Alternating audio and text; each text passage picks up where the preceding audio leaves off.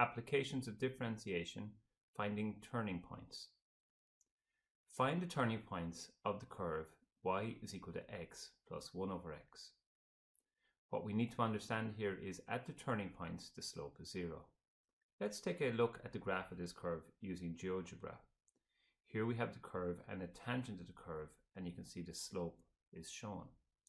We can see as we approach the turning point, the local maximum or minimum, the slope of this curve becomes 0. So in other words, dy dx, the derivative of the curve, is 0. We see this is true at both turning points. If you're paying attention here too, you might see the answer happens when x is -1 and x is +1. But the important thing for any curve is that at the turning points, the slope is 0. So we want the slope function dy dx to be equal to 0 to be able to find the turning points. So to be able to differentiate this curve, it's easier to write it in index form first. We differentiate it by multiplying by the power, reducing the power by 1. Now at the turning points, this slope function is going to equal 0. So we're going to write 1 minus x to the -2 is equal to 0. If we multiply everything here by x squared, it creates a simpler equation here. So we get x squared minus 1 is equal to 0.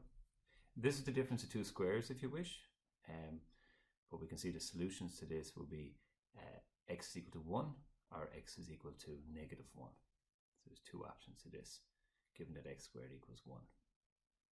So we have the x value, and that's what we saw in the diagram earlier on as well.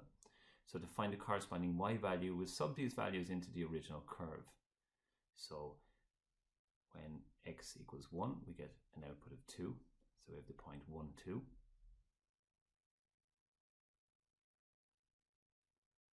And if we sub in x equals -1 into the curve, we get the second point,